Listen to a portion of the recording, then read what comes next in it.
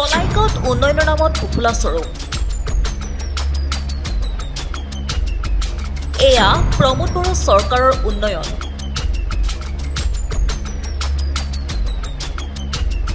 যাতায়াতৰ নামত কেৱল এখন বাহৰ হাকু জ্বলাকলা খুৱাইছে স্থানীয় ৰাইজক স্থানীয় নেতাৰ প্ৰতিশ্ৰুতি কেৱল কথাৰ ফুলজাৰিৰ অভিযোগ ৰাইজৰ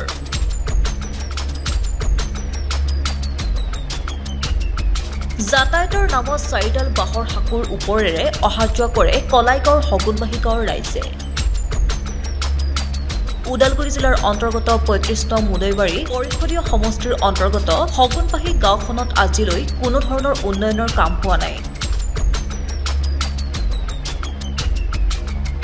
প্ৰথমে এই দৃশ্যটোলৈ মন কৰক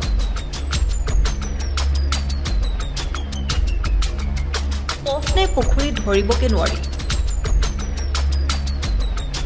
হগুনবাহী গাঁৱৰ পৰা কলাইগাঁও সংযোগী পথৰ দুৰৱস্থা এয়া বিটিআৰ চৰকাৰৰ কাৰ্যকৰী সদস্য দিগন্ত বৰুৱাৰ নিজ পৰিষদীয় সমষ্টিৰ এই গাঁওখন তাৰ পাছতো এই পথটোৰ মেৰামতিৰ বাবে কোনো ব্যৱস্থা গ্ৰহণ কৰা আজিলৈ দেখা পোৱা নগল এই পথটোৰে দিনে নিশাই শ লোকে অহা যোৱা কৰে তাৰ পাছতো বিভাগীয় কৰ্তৃপক্ষই কোনো ধৰণৰ ব্যৱস্থা গ্ৰহণ কৰা নাই আনহাতে পথৰ এই দুৰৱস্থাৰ কাৰণে এই অঞ্চলৰ ৰাইজে বিভিন্ন সমস্যাত ভুগিব লগা হৈছে ৰাস্তাটোতো ভুগি আছো বহুত দিনৰ পৰা আজি মোটামুটি 20 বছৰ 25 বছৰ ধৰি আমি ৰাস্তাটোৰ কাৰণে ভুগি আছো যদি এই ৰাস্তাখন আমি হগুনবাহী গাঁৱৰ নদীৰ পাৰৰ গাঁৱৰ ৰাইজে আমি ৰাস্তাখন নিজে বনাইছো কোনো চৰকাৰৰ ফালৰ পৰা আমাক ইয়াতে অনুদান দিয়া নাই ৰাস্তাখনৰ বাবে আমি নিজে বনাইছো ইয়াত আপোনালোকৰ গাঁওখনত মানুহ কিমান মানুহ আছে বা ঘৰ হগুনবাহী ইয়াতে এনে হগুনবাহী গোটেই হগুনবাহীখন ধৰিলে মোটামুটি 500 পৰা 6000 মানুহ হ'ব যিটো ৰাস্তাত ধৰি আপোনালোক ঘৰ আৰু 600 ঘৰ হ'ব যিটো ৰাস্তাত ভুক্তভোগী হৈ আছে কিমান ঘৰ মানুহ এইটো ইয়াতে মোটামুটি 30 ঘৰমান মানুহ হ'ব 30 ঘৰ ইয়াত কোনো প্ৰতিনিধি অহা নাই কোনো প্ৰতিনিধি আজিলৈকে অহা নাই দিগন্ত বৰুৱাও ইলেকশ্যনৰ সময়তো অহা নাই তেওঁৰ কৰ্মীবিলাকে আহি আমাক কৈছে যে দিগন্ত বৰুৱাক ভোট দিব আপোনাৰ দিগন্ত বৰুৱাই বহুত কাম কৰিব কিন্তু দিগন্ত বৰুৱা নিজে আমাক আহি দেখা দিয়াই নাই আমি চিনিয়ে নাপাওঁ তেওঁক যে ক'ৰ মানুহ ক'ৰ কি কিন্তু নাম শুনিছোঁ যে আমি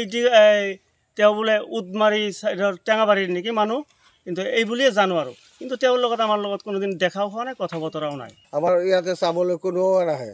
আমাৰ ইয়াত তেওঁ ইফালে নাহে আৰু বেলেগ বেলেগ যিবিলাক ওপৰৰ মানুহ আছে তেওঁলোক আমাৰ ফালে কোনো গুৰুত্বই নিদিয়ে চাবলৈ আমি যি কষ্ট ভুগি আছো দিগন্ত বৰুৱা ইয়াৰ পথটো ভাঙাৰ মূল কাৰণ কি বুলি ভাবে ইয়াৰ পথটো ভাঙাৰ মূল কাৰণ হয় ইয়াৰ নদী এখন আছে নোৱা নদী এই নদীখনৰ পানী বেছিকৈ হয় বাৰিষা কালত পানী জোৰটো বেছি হয় তাৰ মাথাউৰিখন ছিঙি গৈছে ছিঙি যোৱাৰ কাৰণে পানী ইফালে কোনোফালে যাব নোৱাৰাৰ কাৰণে ৰাস্তাখন ভাঙি গৈছে মাথাউৰিটো কাম কি কৰা নাই মাথাউৰি বনোৱা হয় মাথাউৰি বনাইছিল তেনে সেই ধৰণে বনোৱা নাই ভালকৈ বনোৱা নাই ঠিকাদাৰ কোন চিনি পায় নেকি চিনি পাওঁ কি নাম এই যে মলয়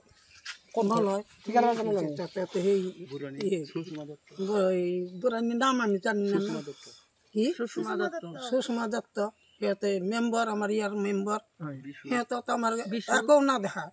ইয়াতে আপোনাৰ ইএম গৰাকী আহিছিল নে নাই না অহা নাই কেতিয়া আহিছিল তেওঁ তেতিয়া আহাই নাই ইলেকশ্যনৰ আগত আহিছিল ইলেকশ্যনৰ আগতো অহা নাই এনে কৈ আছে আমি এইটো কৰি দিম সেইটো কৰি দিম সেইটো কৰি দিম একো কৰি নাযায় ভোট বিচাৰি আহে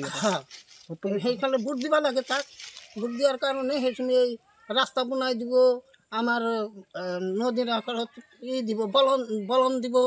সেইখিনি কৈ থাকি কৰিম ইলেকশ্যনৰ পিছত আৰু ইলেকশ্যন গেল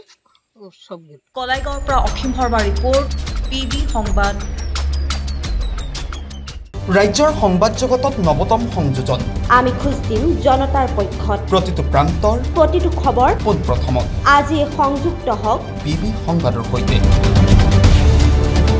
প্ৰতিটো সমষ্টিৰ পৰা বিচৰা হৈছে সংবাদ প্ৰতিনিধি আজি প্ৰেৰণ কৰক আপোনাৰ CV